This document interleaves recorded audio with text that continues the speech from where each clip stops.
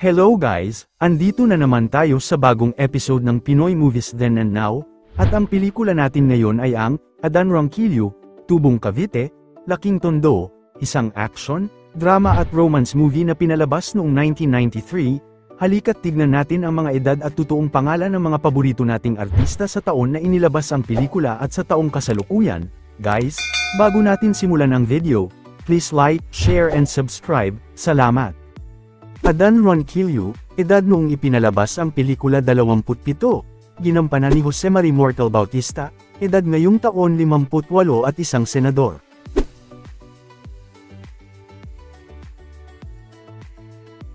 Kung hindi namin sila sasagupain, baka magharirian dito sa Benapon. Itay, teritoryo namin to. Sira talaga ang ulo mo. Pati Tondo inaangkin mo. Hindi niyo ako naintindihan, Itay. Kilala kayong matapang na pulis dito sa atin. Ano na nasasabihin ng mga tao? Na may anak kayo sanduwag? Ben Hapon, edad noong ipinalabas ang pelikula 38, ginampanan ni Hernando Gutierrez, edad ngayong taon 69.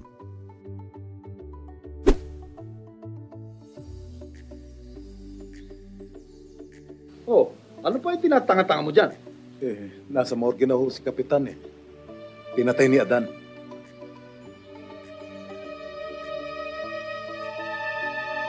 Sino nga Dan? Isang pipitsuging hoodlum po. Ang pagkakakilala ko, Tubong Cavite, Laking Tondo. Jimboy, edad noong ipinalabas ang pelikula 33, ginampanan ni Edgar Monday, edad ngayong taon 64. Tatang, edad noong ipinalabas ang pelikula 63, ginampanan ni Benjamin Sanchez, na pumanaw noong 2002 sa edad na 71 dahil sa hirap sa paghinga. Sergeant Pedring Ronquillo, edad noong ipinalabas ang pelikula 47, ginampanan ni Luisito Ramos Mayer Jr., edad ngayong taon 78.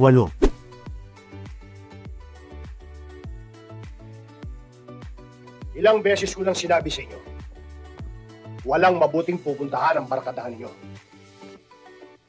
Kapag hindi kayo tumigil sa mga katarantaduhan ninyo, dalawang lugar lang ang hakantungan ninyo. Kulungan o simenteryo. Lalong-lalo ka na. Kababae mong tao, nakikihalo ka sa gulo ng mga lalaki. Wala tayo sa simbahan, Itay. Hindi ito ang lugar ng pagsasermon. Hinahamon mo ba ako talaga? Choyong Ronquillo, edad noong ipinalabas ang pelikula 53, ginampanan ni Perla Marcial Bautista, edad ngayong taon 84.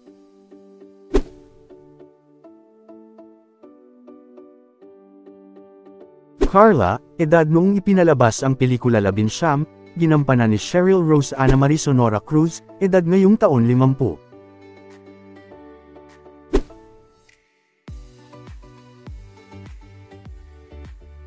Paulo, edad noong ipinalabas ang pelikula 37, ginampanan ni Ray Septimo Cortez, edad ngayong taon 68.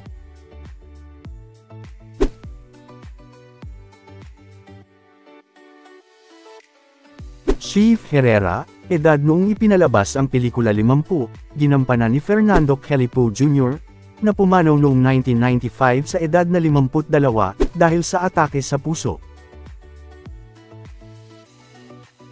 Wala ka na sa katuwiran mo, Adan. Nadadala ka lang ng galit mo.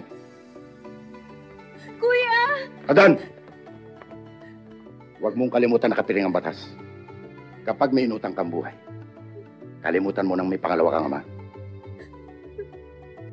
Patrolman Torres, edad noong ipinalabas ang pelikula 33, ginampanan ni Tossie Magcalas, edad ngayong taon 64. Mang Ador, edad noong ipinalabas ang pelikula 47, ginampanan ni Romeo Rivera, edad ngayong taon 78.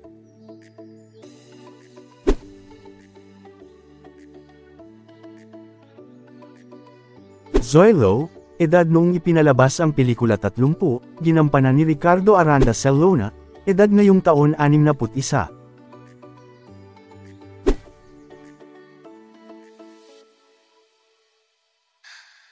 Captain Edgardo Moreno, edad noong pinalabas ang pelikula 32, ginampanan ni Michael Benedict Rodriguez, na pumanaw noong 1997 sa edad na 35 dahil sa pancreatitis. Isipin mo na lang, Kap. Kung nakarating kay Heto yung tape na nakuha ko kay Colette, dahil laki sunog. Ang hirap sa'yo. Masyado kang nagiging amateur. Hindi mo sinisiguro yung trabaho mo. Alam mo ba, nang dahil sa kabobohan mong yan, binigyan mo ng pagkakataon na masilipan tayo ng butas ng anak niyang halangang bitukang yon. Tandaan mo, tirador din ang hudlom na yon. Kumaksa! Tutoy Kulit, edad noong ipinalabas ang pelikula 31, ginampanan ni Edwin Reyes, edad ngayong taon 62.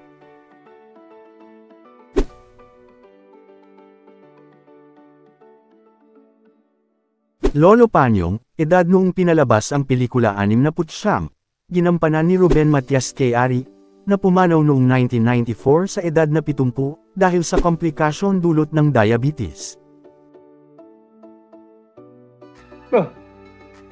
Illegal ang pasok mo, bata. Baka kayong maligo sa sarili niyong dugo.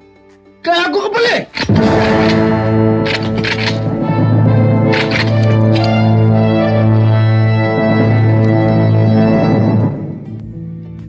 Mga bantay bayang usla. Kaya, isa pang masamang kilos mo, ikaw at yung mga tauhan mo, gagawin kong pataba sa talabahan. Lieutenant Abad, edad noong ipinalabas ang pelikula 31, ginampanan ni Cesar Fernando Ramirez, edad ngayong taon 62 at gobernador ng Bulacan.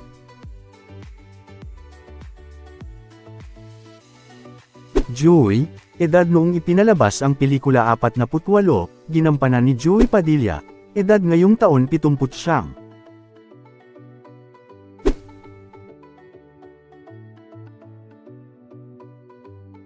Natoy, edad noong ipinalabas ang pelikula 53, ginampanan ni Renato Natividad Mateo, na pumanaw noong 2013 sa edad na 73 dahil sa colon cancer. Bunso, edad noong ipinalabas ang pelikula 22, ginampanan ni Angelo Jose Rocha Mulak, edad ngayong taon 53.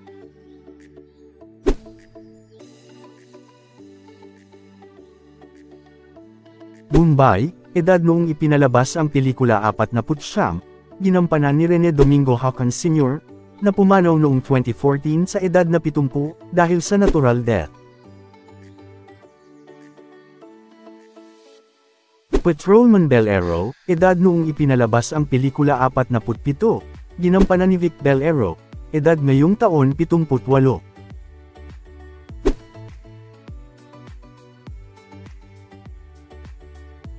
Obet, edad noong ipinalabas ang pelikula 47, ginampanan ni Robert Miller, na pumanaw noong 2020 sa edad na 73 dahil sa prostate cancer.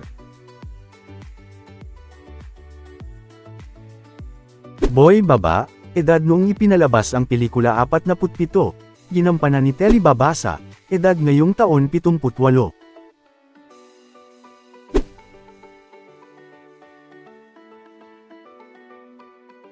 Nunong, edad noong ipinalabas ang pelikula 56, ginampanan ni Nonoy de Guzman, edad ngayong taon 87.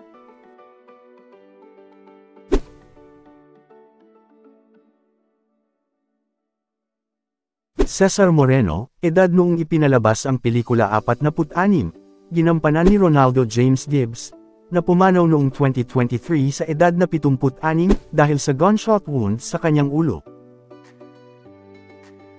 Magaling. Yan ang gusto ko sa inyo. Lagi kayong okay. Walang bulilyaso. Para kang pumapalo sa kabayan, pero lumalatay sa kalabaw. Alam ko kung pinaparinggan mo eh. Kuya, hindi ba inayos ko na yung kapalpakan ng mga bata ko? Interes ng organisasyon ang pinangangalagaan ko. Nalalaman yung lahat yan. Kaya ayokong nasisilipan tayo ng butas. Elma Ronquillo, edad noong ipinalabas ang pelikula 17, ginampanan ni Abby Viduya, edad ngayong taon 48.